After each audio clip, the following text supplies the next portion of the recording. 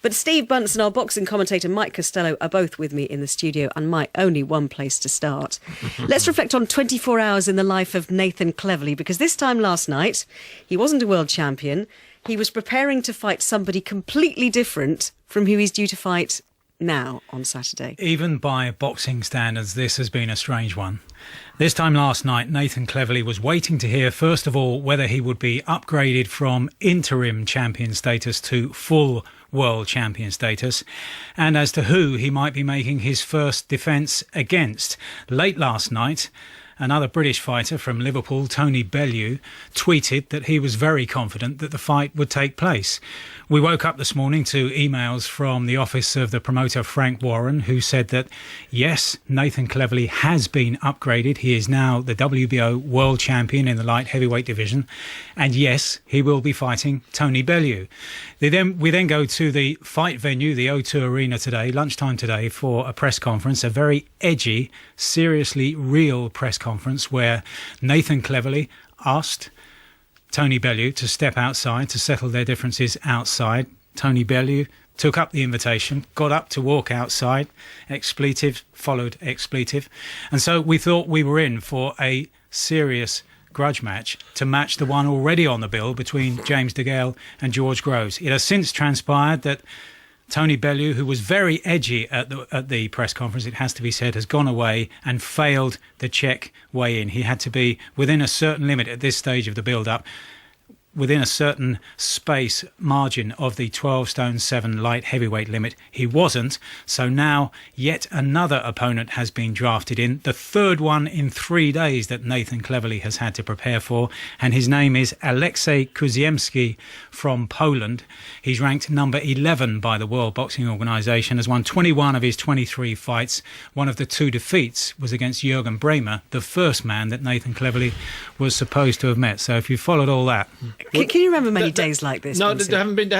Mike's given us the last 24 hours, but I'm going to fill in the previous 24 hours, because if you go back 48 hours, Nathan Cleverly was ensconced in a hotel thinking he was fighting a guy called Jürgen Bremer, who was the current WBO champion, but with a checkered past. He's been in prison a few times, and he's notorious for pulling out of fights. He did this earlier this year when he had a unification fight plan. So Nathan goes to bed comfortably on Tuesday night thinking he's going to wake up in the morning, have a light lunch, have a little shakeout, prepare for today's press conference. And he finds out in the morning that Bremer failed to get on an aeroplane, even though his medical was on Monday. He manages to get himself cut sometime Tuesday afternoon sparring, which is completely absurd and ridiculous because no fighter spars after a medical with only 4 days to go. So that takes care of Bremer 24 hours before Mike picked up this ridiculous chain of events, which leads us now, hopefully, at 25-10, safe in the knowledge of saying we're going to be fighting Ali Kuziemski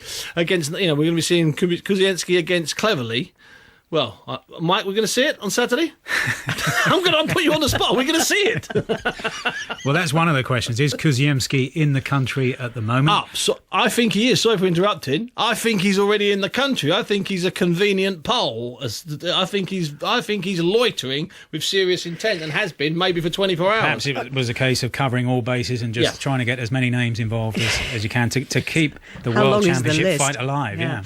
Well, let's bring in Robert Smith, who's General Secretary of the British Boxing Board of Control. Evening, Robert. Evening. Now, talk us through the events of this afternoon. We've just talked about the last 48 hours.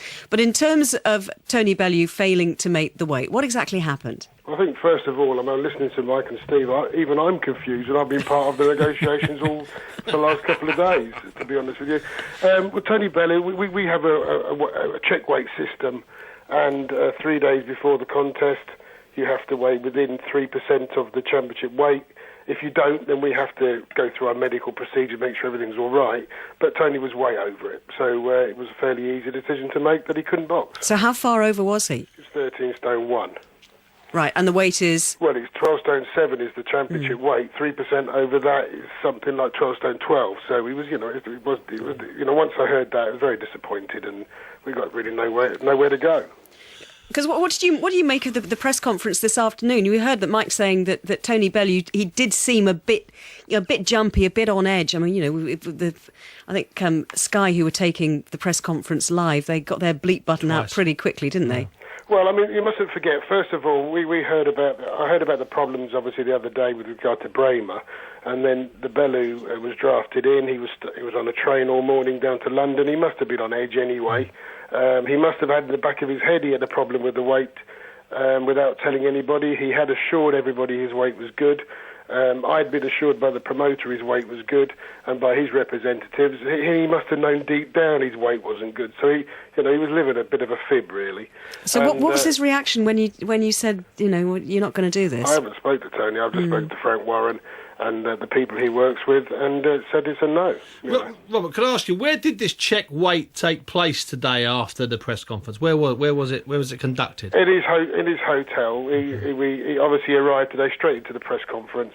We did his check weight back at the hotel. Okay. And the reason that this rule has been introduced, that you've got to be 3% and within 3% of the weight, I mean, just remind us why that has happened. Well, we brought in the rule quite some time ago. The biggest problem we have 24-hour weigh-ins, which is worldwide, and we're never going to change that. And there's lots of debate whether it's good or bad, but that's how we are at the moment. The biggest problem our medics have is people crash dieting. And, we brought in a situation where, a procedure where as soon as we know a fight is taking place, we get a check weight, and then we monitor them if we need to. And then 3 days before, after speaking to all our medics and nutritionists, etc., 3% was the figure we came up with, and it's worked really, really well. However, I must say that in my course working for the board, there's been 5 or 6 boxers actually, day before the fight, or 3 days before the fight, we refused from boxing because they're too heavy. Rob, could I ask you this? Sorry for coming in again. Well, could I ask you this, Rob? Have you been monitoring Bellew? Because he was a heavier fighter. He was a cruiserweight as an amateur for 5 or 6 years. He shrunk himself down to light heavyweight. In a couple of recent fights, he's been dropped quite alarmingly, quite early in fights. Was he a guy that was perhaps on your radar that you'd pay extra attention to, Rob, or don't you do that? No, we do that. I mean, I can tell you that Ricky Hatton and Joe Kawasaki were the most check-weight boxers that there's ever been, because obviously they used to, or certainly Ricky or Joe, at the first part of his career, used to balloon up. Tony, when we look at his weights, and I was looking through it today actually, just a matter of curiosity,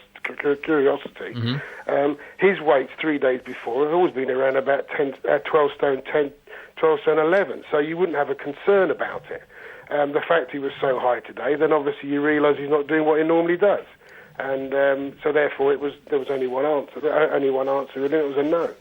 Robert, as far as the new opponent, the new challenger is concerned, Alexei Kuziemski, you're happy with all his paperwork? Yeah, to be honest with you, when we knew about Bramer, we had provisions in place with regard to opponents, and this bloke was approved the other day.